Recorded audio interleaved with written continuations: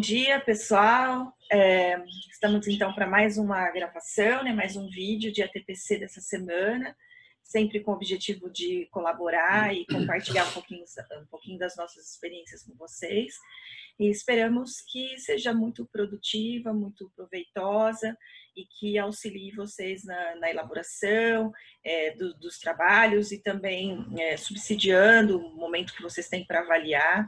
Enfim, todos os recursos possíveis e instrumentos que vocês estão utilizando nesse momento como ferramenta de trabalho, né, da questão do aprendizado e da avaliação dos educandos. Joel? Olá, sou Joel, PCNP da área de Ciências da Natureza. Estamos aqui para mais um ATPC. Vamos à pauta, Silvana. Tem a leitura inicial, avaliação da aprendizagem, instrumentos de avaliação, avaliação da aprendizagem em processo.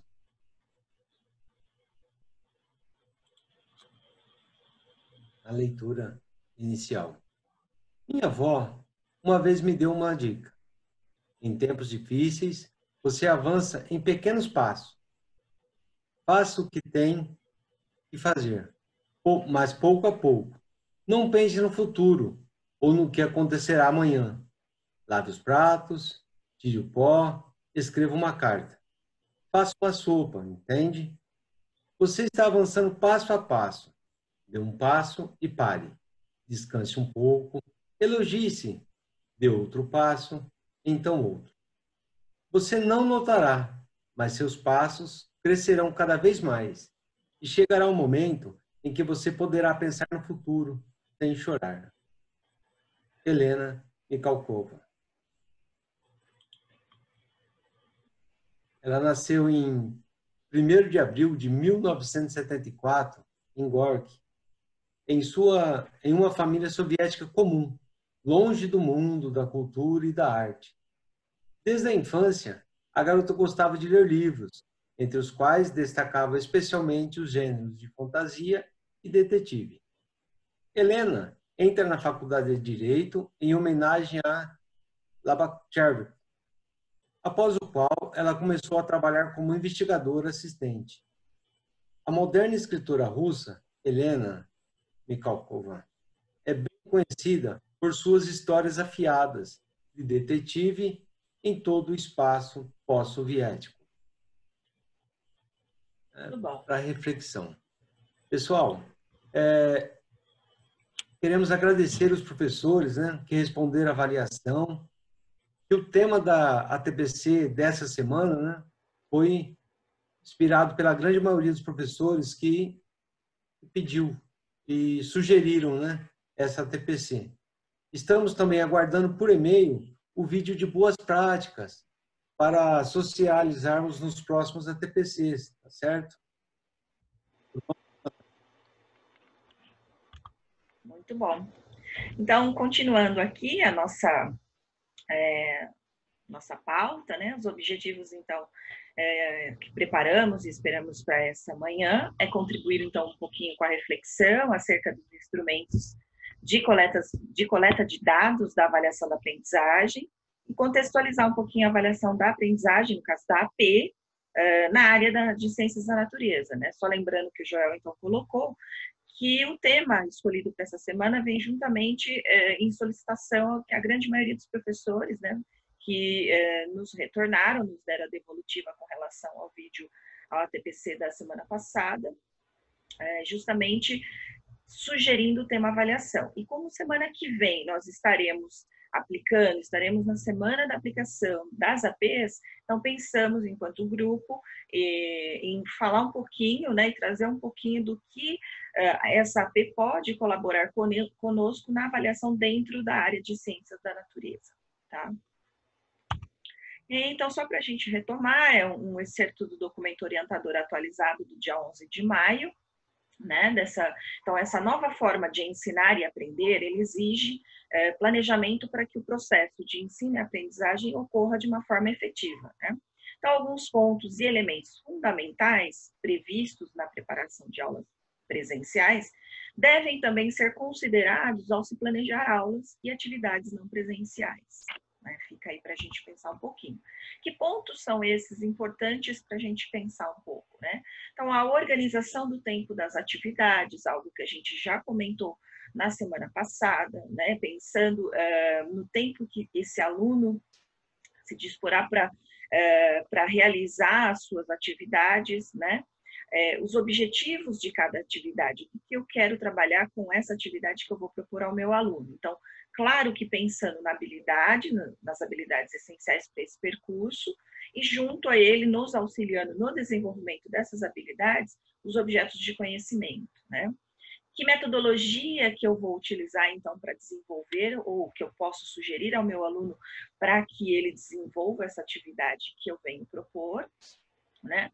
A maneira como haverá participação dos estudantes no desenvolvimento dessas atividades não presenciais, e também na questão da avaliação da aprendizagem.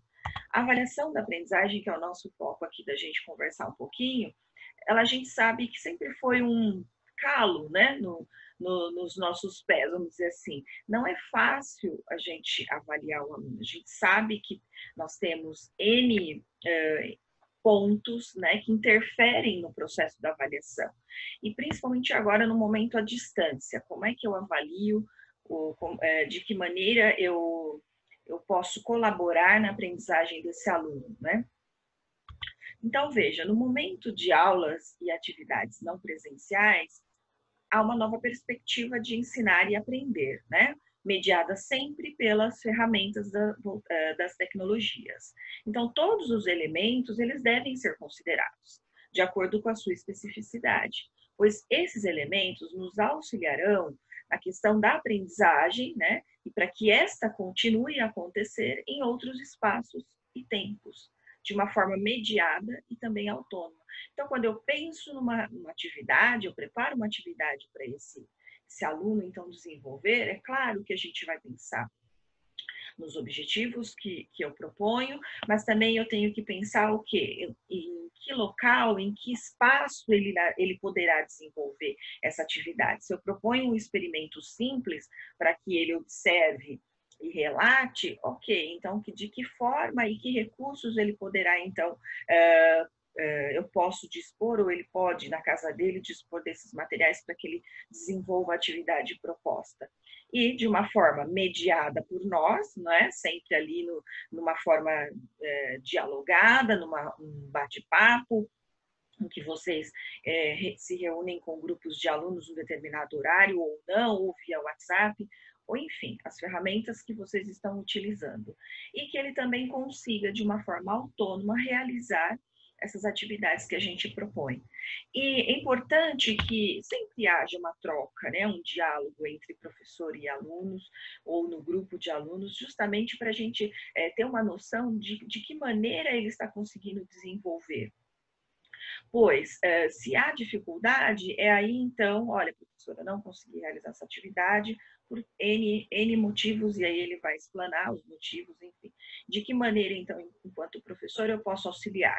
Não deixa de ser um momento em que eu esteja avaliando esse processo, esse percurso, porque eu estou vendo, eu estou percebendo a dificuldade no desenvolver dessa atividade, e aí eu estou, ao mesmo tempo, auxiliando na realização desta. Então, a avaliação, ela acaba se tornando processual, ela acaba se tornando formativa, no qual, no final, ao obter um produto final, eu pude acompanhar o percurso do desenvolvimento dessa atividade, né? Então, assim, isso vai colaborar para a minha reflexão enquanto professora no momento em que eu estiver avaliando esses alunos, né? Com relação à metodologia de trabalho, em uma aula presencial, o professor ele possui muita interação com os estudantes, né? A gente sempre tem aí momentos de maior interação, de maior contato, né? Já para uma realização de atividades não presenciais, juntamente com a mediação da tecnologia, é importante articular o que é trabalhado durante as aulas, né, com metodologias ativas de aprendizagem, como, por exemplo, a resolução de problemas, a elaboração de mapas mentais, entre outras ferramentas importantes que possam, então, envolver e, ao mesmo tempo, conquistar esses estudantes. nós não vamos comentar agora na questão das metodologias. Isso pode, por exemplo, ser um outro tema de uma próxima ATPC, caso vocês, então, venham sugerir também na avaliação, na grande maioria aceitar e topar, a gente pode falar um pouquinho sobre metodologias de trabalho. E aí, assim, discutir, dialogar um pouquinho sobre quais são essas metodologias, em que momento elas podem nos ajudar e de que maneira elas podem ser desenvolvidas, né? Professor, então, você pode encontrar orientações e materiais formativos sobre as metodologias ativas também dentro das pautas que foram disponibilizadas no AVA, né, para uma realização de ATPC. Imagino que os professores coordenadores já tenham trabalhado com vocês esse tema, mas se resolverem ir um pouquinho além, a gente pode estar estudando junto aí o material e trazendo outros exemplos também, né, aprofundando um pouquinho mais. Além das pautas, os cursos já disponíveis no AVA, né? Então, na semana de 9 de março, teve, por exemplo, uma pauta específica relacionada a metodologias ativas significativas, inclusive para a EJA. Quem dá aula de EJA, fica aí, então, a dica. E que, portanto, nos traz uma reflexão sobre a questão da heterogeneidade e as especificidades, do público, então, relacionado à EJA. É importante trocar conhecimentos, dialogar com os colegas do grupo que já trabalham com essas metodologias em sua aula. Daí fica a dica também para a gente trazer como exemplos de boas práticas professores que estão conseguindo realizar trabalhos, né, desenvolvendo metodologias ativas à distância com esses grupos de alunos, e por que não nos enviar, então, o vídeo para que a gente possa socializar essas boas práticas, né? É um caminho interessante e que pode ser feito durante as ATPC. E aí vamos, então, ao nosso ponto, né? Nosso tema específico dessa semana, que é referente à avaliação da aprendizagem escolar. O nosso referencial aqui está pautado em Lucchesi, né, no livro o qual a gente trabalha, que é a avaliação da aprendizagem na escola. Tá? Depois eu posto no final, vocês verão na referência, então, certinho qual é a edição e o livro ao qual a gente trabalha. Me referenciei a ele porque gosto da leitura, nós temos outros referenciais também que possam nos pautar nas discussões e no aprofundamento da questão do tema, que a gente sabe que não é fácil, é um tema que não se esgota, a gente, na verdade, levaria vários ATPCs para falar sobre avaliação, e é um tema de extrema importância e pertinente para a nossa função enquanto educador, né? Então, para se processar a avaliação da aprendizagem, o educador ele necessita dispor-se a acolher o que está acontecendo. Então, certamente que o educador ele poderá ter alguma expectativa em relação aos possíveis resultados da atividade que nós propomos, né? Sempre aquela expectativa do retorno positivo da avaliação ao qual eu enviei para esse aluno. Mas necessita estar disponível para acolher, seja lá o que for que estiver acontecendo. Então, independente de como esse aluno se encontra, avançado ou não na aprendizagem, eu tenho que ter abertura para acolher. Então, eu preciso estar disposta a acolher a forma como está acontecendo.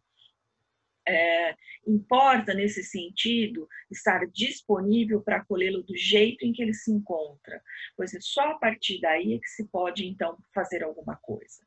Por isso a importância da avaliação diagnóstica, porque ali é onde nós temos um ponto de partida para pensar no nosso plano de trabalho. De que maneira a gente pode percorrer nesse caminho durante o ano letivo. O que eu espero com essa avaliação diagnóstica? Então, é muito importante porque é o momento em que eu vou observar. Claro que nós, as ciências da natureza, não temos uma única turma, nós temos muitas turmas, não é fácil ter esse olhar, mas a partir do momento em que eu me disponho a acolher e a observar como esse grupo, a grande maioria, se encontra, eu consigo, então, pensar em algum plano, alguma estratégia de trabalho que eu vá conduzindo e tentando ajudar a grande maioria. E, ao mesmo tempo, tendo um olhar um pouquinho mais apurado para aqueles que já, logo de início, a gente já consiga perceber os que estão, os que mais têm dificuldades nesse processo da aprendizagem. E aí, aquele olhar um pouquinho minucioso, um pouquinho além do grupo como um todo, né? Então, assim sendo, o avaliador, por ser avaliador, ele não se assusta com a realidade, mas ele observa atentamente, ele não julga, porém ele se abre para observar como é. Então, infelizmente, muitas vezes a gente acaba até rotulando, né? Faz parte de uma cultura, mas é algo que aos poucos a gente vai desconstruindo, né? A partir do momento em que eu não me assusto com aquela realidade, eu estou disposta a poder ajudar esses alunos que têm dificuldade, o trabalho flui de outra forma, o trabalho caminha de uma forma diferenciada, mais dialógica, e é que até os alunos percebem. E a avaliação, ela passa a não ser mais classificatória, não mais punitiva, e sim uma avaliação acolhedora, onde eu consigo, então, abarcar todos os desafios que eu encontrar pela frente da melhor maneira possível. A gente não vai conseguir dar conta de todos, mas aquilo que de melhor eu conseguir caminhar e progredir com esses alunos será um ganho muito grande para nós, porque a gente sabe que são N fatores que interferem no processo da aprendizagem. A gente não é culpa do professor, não é culpa só do aluno, enfim, são vários fatores que vão interferir, não é? Mas, primeiro, eu preciso estar disposto, eu preciso acolher. E aí pensar, então, claro que não sozinho, quanto grupo de colegas de área, professor coordenador, equipe como um todo, para nos subsidiar nessa caminhada. Os instrumentos de coleta de dados, então, para avaliação. Usualmente, nós denominamos, então, assim, né, segundo Lucchesi, o que ele traz para a gente? Que, geralmente, nós denominamos os testes, os questionários, né, com perguntas abertas, as fechadas, as redações, as tarefas, as pesquisas, os seminários, os relatórios de atividades, entre outros, né, todos os instrumentos que pensamos ser de avaliação. Então, nós sempre denominamos como instrumentos, no caso, para uma avaliação. Porém, o que o Lucchesi comenta? Que, de fato, eles não são apropriadamente instrumentos de avaliação, mas sim o quê? Instrumentos de coleta de dados para uma avaliação. Então, é a partir do resultado de todos esses instrumentos que chegam até a mim, enquanto educadora, e eu analisando, e no momento em que eu posso analisar esses instrumentos, os dados que eu obtiver ali é que servirão, então, para que eu possa avaliar esse educando. Então, na verdade, todos os instrumentos que nós utilizamos não deixam de ser para a coleta de dados. As ferramentas que eu utilizo no processo da avaliação, no decorrer, né, principalmente agora à distância, é onde eu vou coletar os dados para que eu pense, então, em como eu vou avaliar essa avaliação. E é importante a transparência com o aluno, né? É importante que ele perceba os objetivos da avaliação. Para que serve essa avaliação e por que eu tenho que avaliar isso? Tem que estar muito claro para nós e para os educandos também, né? Então, os instrumentos, eles vão servir, né, para coletar dados e vão me permitir a descrição de uma realidade que eu estou avaliando, né? Os instrumentos de avaliação, que são diferentes das técnicas de coletas de dados, são, na verdade, os recursos metodológicos que utilizamos para processar um ato avaliativo. Então, eu tenho a coleta de dados, a qualificação desses dados e a prática da tomada de decisão. Então, primeiro eu coleto, né, esses dados a partir dos meus instrumentos metodológicos. A partir desses dados, eu vou analisar, eu vou qualificá-lo. E a partir do que eu encontrei, do que eu visualizei nessa coleta, né, nesses dados, perdão, que eu tenho em mãos, aí sim eu vou pensar em como eu vou resolver esses resultados que eu encontro, né? Ou seja, pensar numa tomada de decisão. Então, os instrumentos de coleta de dados, eles são importantes porque eles ampliam para nós, enquanto avaliador, essa capacidade de observar a questão da defasagem, da questão da aprendizagem que não caminha como ela deveria, então, avançar, né? Então, na verdade, esses instrumentos nos auxiliam nesse sentido, de ampliar a nossa capacidade de observação enquanto avaliador. Então, todos os instrumentos para coleta de dados, para avaliação, eles são úteis. Não podemos deixar de lado, mesmo os tradicionais, como dizem, né? São todos tradicionais? Ok, mas eles têm um objetivo, né? Mesmo sendo de uma forma ao qual muitos vão comentar, eu não trabalho mais dessa maneira porque penso que é muito de uma educação muito tradicional. Espera, tem que ter um objetivo, né? Então, todos os instrumentos serão úteis para que a gente possa analisar, desde que tenham adequação para os objetivos que temos, né? Então, um exemplo aqui. Um teste composto por questões de múltipla escolha, ele não será adequado para diagnosticar se o estudante do 9º ano ele precisa desenvolver habilidades necessárias para redigir um texto, não é? Então, para que se tenha conhecimento das habilidades redacionais, importa-se que a criança redija vários textos, né? Manifestando ter ou não essa habilidade.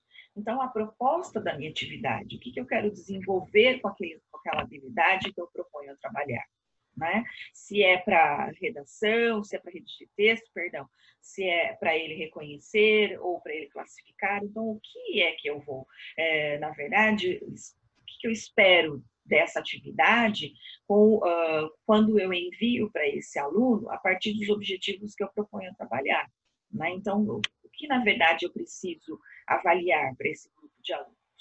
Então, para se coletar dados essenciais de uma determinada área do conhecimento, importa estar com o foco centrado naquilo que é essencial para essa área, né? E aí, a importância dos objetivos propostos, pensando sempre nas habilidades que eu quero desenvolver.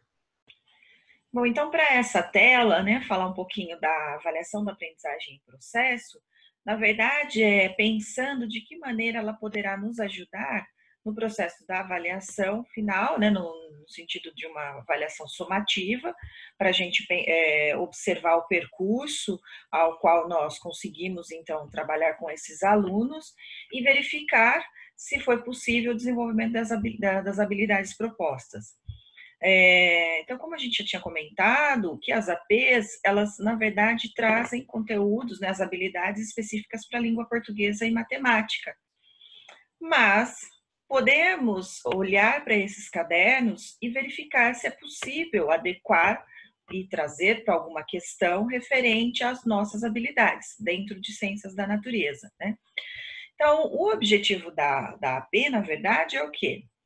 Avaliar as habilidades relacionadas ao percurso, as essenciais para que o desenvolvimento, então, do aprendizado ao longo das diversas etapas do ensino e fundantes para o ano escolar em curso, né? O período da realização será de 25 a 29, né? Só para a gente reforçar aí a questão do período.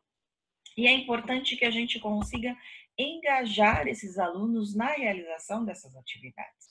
Eu sei que para muitos vão falar isso é difícil, né? Os alunos não levam a sério, mas aí a importância de argumentar com eles sobre quais os objetivos das avaliações, e novamente a autoavaliação também pode ser inserida nesse momento, né? O avaliar para quê, o que eu quero, quais as intenções dessa avaliação. Então, ela é só para avaliar o que eu sei, o que eu aprendi, ou ela é uma avaliação também, ou um feedback para o trabalho do professor. Então, é importante também que tenha essa transparência com os alunos. E aí, quem sabe, nós consigamos construir nessa caminhada um olhar diferenciado dos alunos diante da avaliação, diante do instrumento da avaliação, né, dos instrumentos de coleta.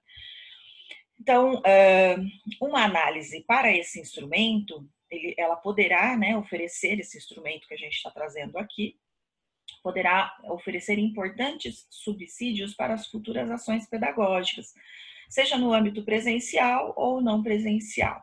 Ela poderá também ser usada como uma referência para planejar as atividades não presenciais que serão oferecidas posteriormente. Importante, como a gente já falou, e frisando aqui, o engajamento, então, dos estudantes para a realização dessas atividades. E aí eu fui buscar um pouquinho na área dentro de ciências e biologia, o que é que tem de conteúdo ali, ou de objeto de conhecimento que possa nos auxiliar para, então, nos apropriarmos também dessa avaliação dentro da nossa área. E eu sugiro, claro, né, são sugestões aqui, aí vocês aqui conhecem bem a realidade, claro, poderão pensar assim, em outras estratégias, mas aqui fica uma sugestão da gente utilizarmos da AP também ao nosso favor, dentro da nossa área. Eu sugiro uma questão apenas para que ele possa, então, aproveitar, né, já que ele tem várias aí para desenvolver, penso que uma questão já seria de grande valia para a gente observar e analisar se esse percurso ele conseguiu avançar ou não, né? Então, para ciências, no 6º ano, o nosso objeto de conhecimento nesse momento foi trabalhar a questão de misturas, né? Misturas homogêneas e heterogêneas, separação de misturas, as transformações químicas, os materiais sintéticos, dentro das 3 habilidades aí. O que na verdade eu fui buscar, né? E no material do 6º ano, da 26ª AP, nós temos um texto que poderíamos sim tentar articular a uma dessas habilidades trazidas dentro de ciências, né? Então, no caso da separação de misturas, por exemplo, penso que a gente poderia falar na questão da estação de tratamento de água, uma pesquisa que ele possa desenvolver ou buscar, né, referente a isso. O texto, na verdade, ele comenta a questão do baixo nível do rio Tietê em Salto, que assusta visitantes e moradores. Mãe natureza fica triste.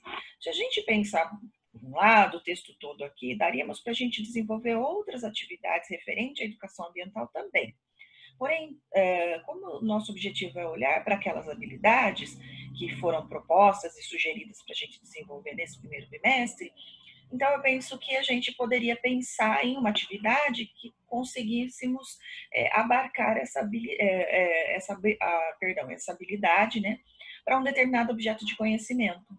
No caso, separação de misturas. Porque eu tenho num determinado parágrafo aqui, que o texto diz o seguinte: a água foi, eu não vou ler o texto todo, né, para a gente somente comentar o que, na verdade, o meu olhar ali diante do que nos favorece, né, para a realização da avaliação, perdão.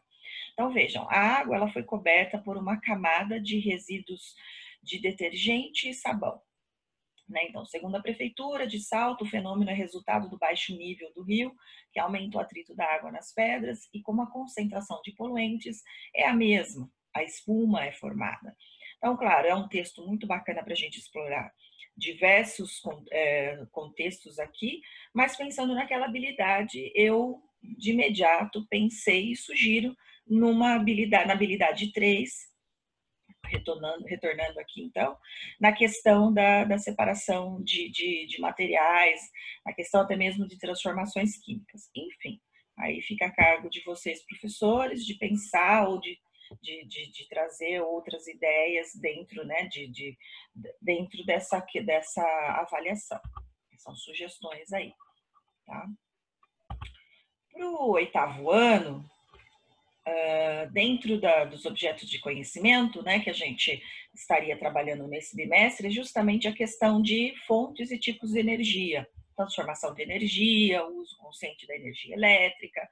Então, veja, aqui em uma das habilidades, a 6A, ela, na verdade, traz o seguinte: identificar e explicar o percurso da eletricidade desde a sua produção nas usinas geradoras termoelétricas, hidrelétricas, eólicas e outras, até sua cidade, comunidade ou escola. Pensando ainda na AP, eu fui buscar no caderno do 8º ano, novamente um texto referente à questão ambiental, porém falando aqui do rio Tietê, né?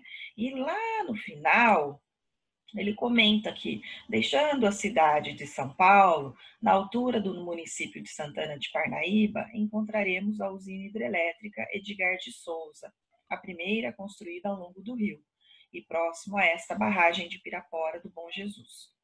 E ainda, logo a seguir, a usina do Rasgão. Então, aqui nesse próprio texto, dá para a gente explorar a questão das usinas, né? Ou principalmente na questão da usina hidrelétrica.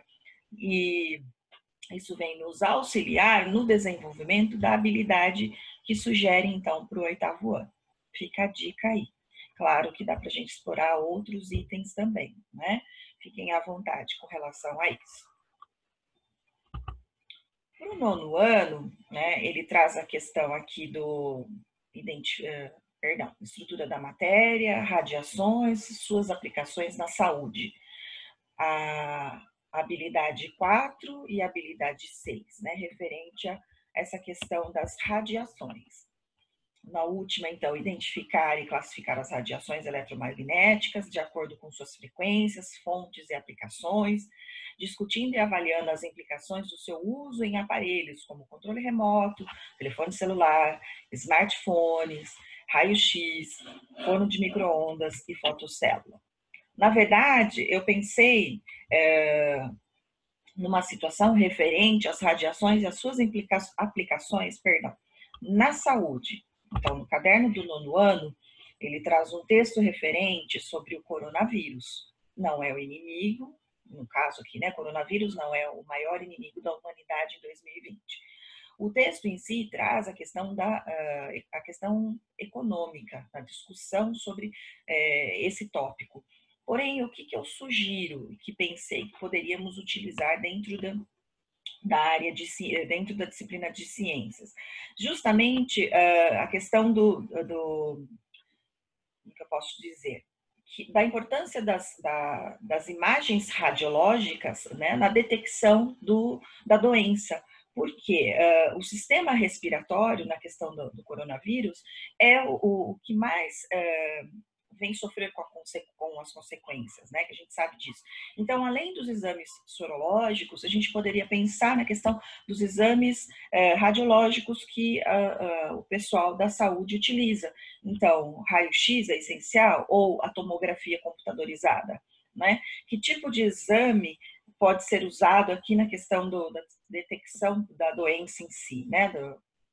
Das consequências relacionadas ao coronavírus. Então, seria uma sugestão de trabalho para a gente desenvolver aí com alguns textos trazidos dentro das APs. Eu só fui olhar nesse momento para língua portuguesa, mas penso que matemática também pode contribuir em algum instante. Basta a gente sentar, observar os cadernos, ler e pensar nas habilidades que estaremos a desenvolver, né? Então, ficam aí as sugestões. Para a biologia, né? Nós fomos lá para a 3ª série do ensino médio. Então, veja, na questão dos objetos de conhecimento, critérios de classificação, regras de nomenclatura e categorias taxonômicas reconhecidas. Né? Então, reconhecer as categorias utilizadas na classificação dos seres vivos. E também a outra habilidade, escrever e reconhecer nomes científicos. No texto de língua portuguesa ainda, né, na AP de língua portuguesa, vem um texto referente às formigas. Eu achei bem bacana da gente trazer um pouquinho a questão da classificação dos seres vivos, porque no parágrafo, né, no primeiro parágrafo, ele traz aqui sobre o mundo dos insetos, né, que é predominante entre todas as espécies sobre a face da Terra, no caso as formigas, né, ao qual ele está citando. E aí ele traz a questão da ordem, né, da classificação das formigas, então falando tanto sobre a ordem como também da família. Achei bem interessante para a gente trazer um pouquinho sobre a questão da classificação. Então, biologia poderia também pensar em elaborar uma questão referente à habilidade sugerida lá dentro do nosso currículo do ensino médio. E aí aproveitar o texto As Formigas, da terceira série, perdão, do ensino médio. Tá? Então fica a dica aí. Espero que dê certo para vocês as sugestões. Para a segunda série do ensino médio, eu também encontrei algo que a gente poderia trazer para essa questão do objeto de conhecimento, porém aqui, o que na verdade ele trabalha, né? O objeto de conhecimento traz a questão da organização celular como característica fundamental de todas as formas vivas, né? Então, para essa habilidade proposta, eu indico, né, trago essa sugestão, então, de trabalho com AP de língua portuguesa, no qual uma das questões é uma propaganda, né, de prevenção, trazida pelo Ministério da Saúde, de prevenção à tuberculose, uma propaganda de 2019, na verdade. Né? Mas penso que poderíamos tentar articular a habilidade proposta, né, os objetos de conhecimento propostos, para essa questão.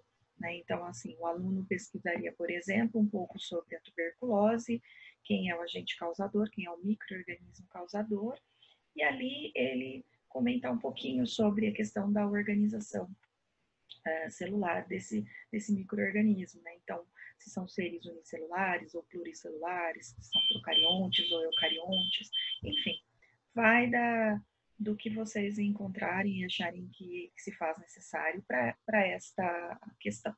Fica a dica aí, tá? De mais uma atividade que a gente possa aproveitar dentro da nossa disciplina.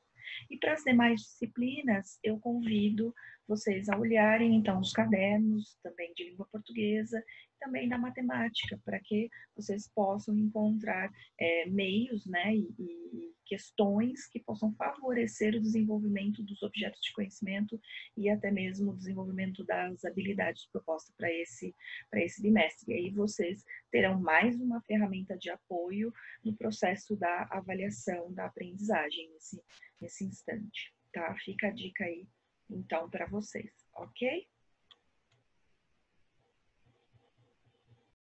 Bom, para a gente ir concluindo, então, essa pequena explanação sobre a avaliação da aprendizagem, então eu trago aqui mais um trecho do Lucchesi, né, que ele diz o seguinte, que para praticar a avaliação da aprendizagem, nós não precisamos abandonar os instrumentos que já utilizamos em nossa experiência, né?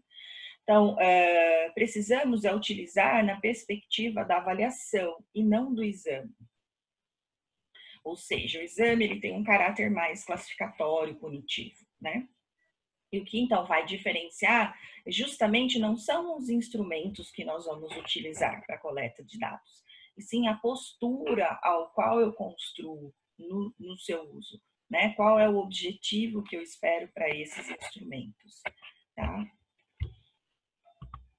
E aí, assim, um exemplo para a gente fechar toda essa nossa conversa, né?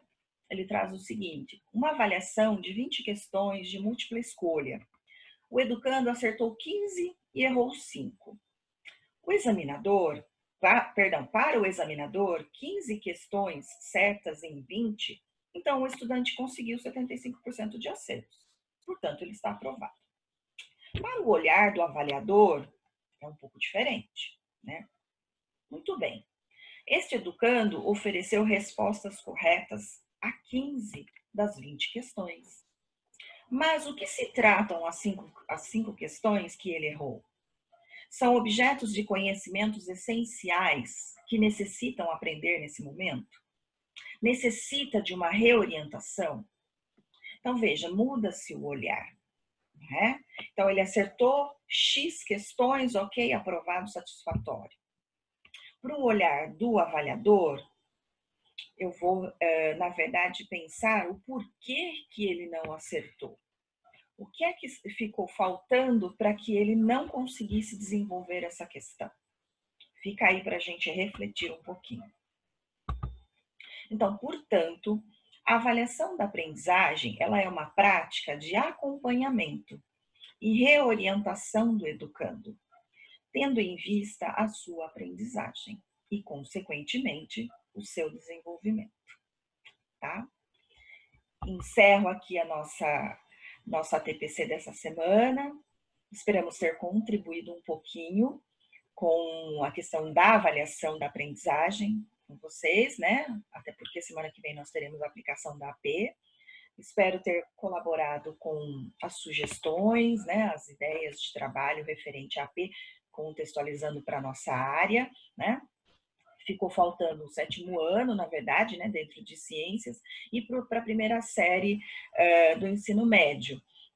Não encontrei na AP, portanto, fiquem à vontade, professores, para pensar em outras alternativas, né? Até sugiro que compartilhe conosco, se possível, então, as outras alternativas, para que a gente possa também compartilhar com os demais colegas, né?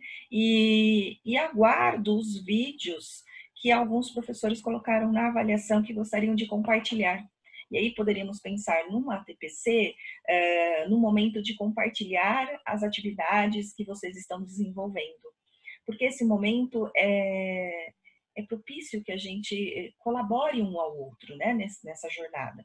Não está sendo fácil, está todo mundo correndo, trabalhando extra, e a gente espera que no final, lá adiante, a gente consiga olhar para trás e ver tudo isso que nós caminhamos de uma forma positiva, de tudo isso que a gente construiu. E com certeza teremos sim produtos finais de excelência, todo mundo está produzindo com excelência, não há aquele que está certo, não há o que está errado, estamos todos construindo juntos, né? Então espero poder ter colaborado um pouquinho. Nós vamos finalizar, depois dessa explanação, um vídeo, né, para a gente finalizar nossa manhã de trabalho. E também, no encerramento, nós vamos colocar o tutorial sobre a ferramenta Classroom, né, Google Classroom, que alguns professores ainda estão com dúvidas. Não estava na nossa pauta, portanto, decidimos, então, abarcar todo o objetivo proposto da nossa pauta e inserir a parte, inserir além da nossa pauta sugerida para hoje, tá? Deixo aqui o meu abraço a todos, um ótimo dia de trabalho para vocês. Muito obrigada pela atenção e colaboração de todos. Joel? Bom, pessoal, e nós que, o momento que nós estamos passando, né, por um momento único na vida, onde estamos com medo, absorvendo as mudanças, né, onde estamos nos reinventando, passo a passo, pouco a pouco, vivendo esse momento onde temos que ter forças para aquecer, para buscar o melhor para o nosso futuro, né, pessoal? Então, tchau para todos, boa tarde, boa sequência de ATPC.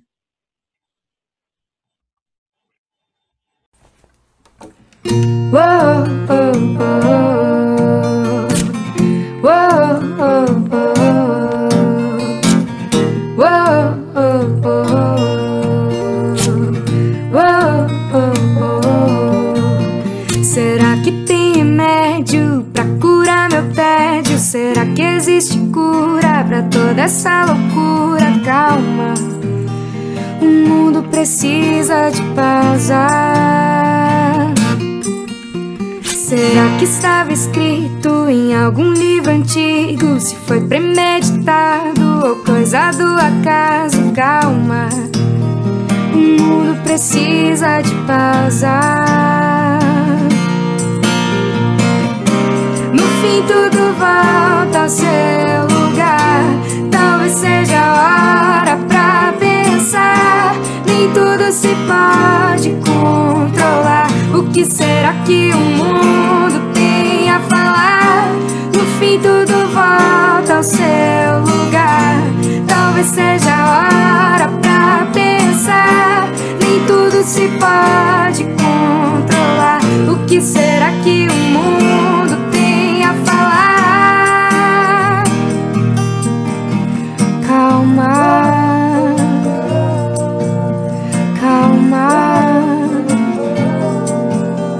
calma.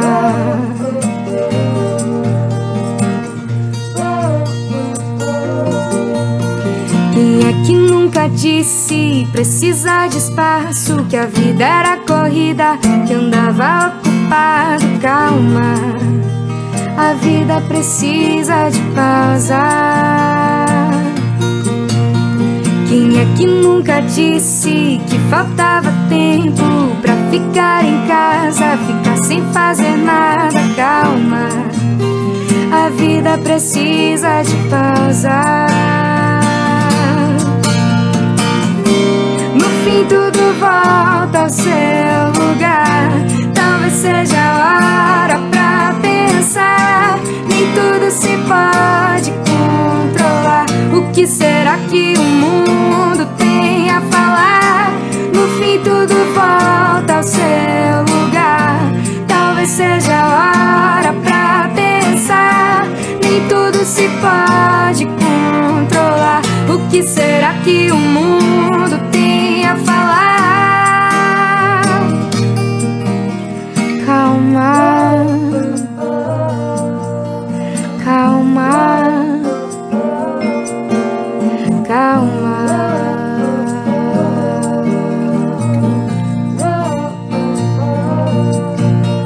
Calma, calma, calma, calma, calma. O mundo precisa de pausa.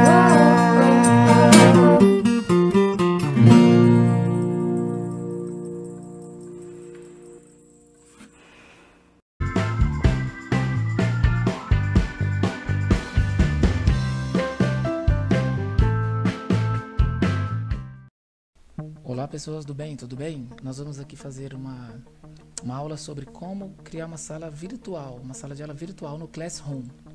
Então, primeiramente, vocês digitam aqui no Google Classroom. Lembrando que o Google Classroom também está disponível no sistema Android e iOS, tá bom? Vocês podem procurar lá no App Store ou no Play Store, que vocês acham também com este nome aqui, ó, Google Classroom. Aqui eu estou no computador. Então, Google Classroom, vamos digitar uma conta do Gmail. Muito rápido, olha só. Digite a senha.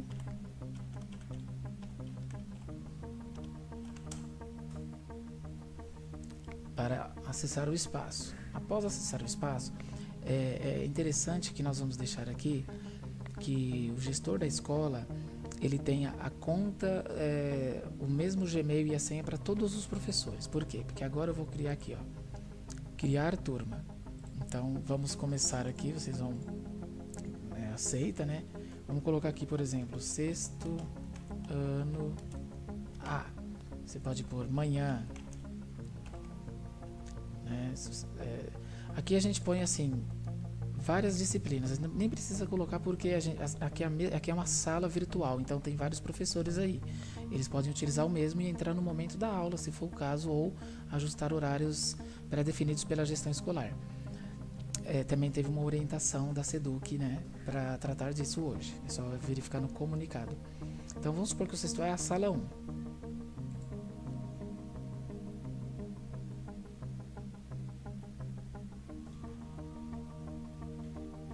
Aí a gente vai criar, né? Clicou em criar, ela vai criar a sala do sexto A.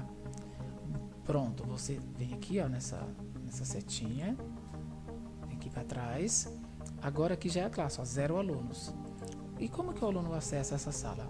Olha o código aqui, ó. Se você passar esse código para os 35 alunos que tem aí no sexto A, ou 38, se estiver utilizando os 10%, né, da resolução 2/2016, vocês precisam passar esse código para o aluno. E aí o que vai acontecer? O aluno vai entrar com a sua conta do Google, né? E lá naquele momento, depois que ele entra com a conta do Google dele, com o mesmo procedimento que eu já expliquei aqui, ele vem no mais e vai em participar da turma. Aí ele vai ter que pôr esse código, ó, tá vendo? Então isso é interessante. Então aí o professor, aqui todos os professores do sexto A poderiam entrar nesse ambiente aqui. Ele entra, ó, pode compartilhar, né? Ó, pode colocar aqui, olá alunos, tudo bem? Ele pode, ó, vou postar aqui para vocês verem, ó. Tá vendo, ó? Você pode adicionar, ó, link, você pode ir do Google Drive, arquivo, você pode pegar arquivo, passar atividade para esse aluno. Você pode preparar atividades aqui dentro, ó, cria atividades. Aqui vocês vão ver a quantidade de alunos. Aqui você consegue pôr as notas. Então, o interessante é que aqui dentro do sexto A tenha todos os professores, né, nessa sala. Então, é interessante que o Gmail, o coordenador ou o diretor da escola, ele tem o mesmo e-mail e senha, né, para toda a equipe de professores do sexto A. Aí, e também, aqui seria interessante fazer o seguinte, o e-mail e senha que eu entrei, seria interessante fazer para todas as turmas. Porque o que vai mudar? Vai mudar só o código para os alunos do sexto A. Então, todos os professores entrariam aqui, teriam acesso a todas as classes. Eu vou criar agora o sexto B, quer ver? Ó, vou criar turma, ali, continuar, nome da turma. Vou pôr agora sexto ano B, né? Posso pôr o B aqui embaixo, na seção, né? Ou posso pôr aqui o B aqui em cima, vocês escolhem isso, tá? Aqui na seção a gente pode pôr manhã também, é uma turma da manhã, né? O assunto, aqui você põe a sala 2, por exemplo. Não precisa pôr nada no assunto. Pronto, você vai criar o sexto ano B. Daqui a pouco você vai perceber que vai criar todas as classes que você tem. E o professor, ao entrar, então o professor vai passar aqui o código da turma. Os alunos do sexto B, ele precisa receber esse código para quando ele vir aqui, ó, participar da turma, ele digita o código aqui, tá vendo? Que o professor passar. Então, os alunos do sexto A vão estar aqui, os do sexto B aqui e assim por diante. E os professores vão entrar somente em suas classes no horário de suas aulas ou nos horários pré-definidos e ajustados, conforme as orientações da SEDUC e da gestão escolar para ter o acesso. O aluno, é interessante que cada aluno tenha o seu Gmail. Então, aquele Gmail que eu entrei, com o meu Gmail e minha senha é para todos os professores da escola. Agora, o aluno tem que entrar com o dele, e aí depois, quando ele clicar nesse sinalzinho de mais, ele vai participar da turma digitando o código que o professor aqui passou. O aluno não precisa ter o acesso, logicamente, às classes. Quem tem o acesso só os docentes e a equipe gestora. O mesmo e-mail e senha, tudo bem? Então é isso, eu acredito que aqui ficou bem claro. E eu espero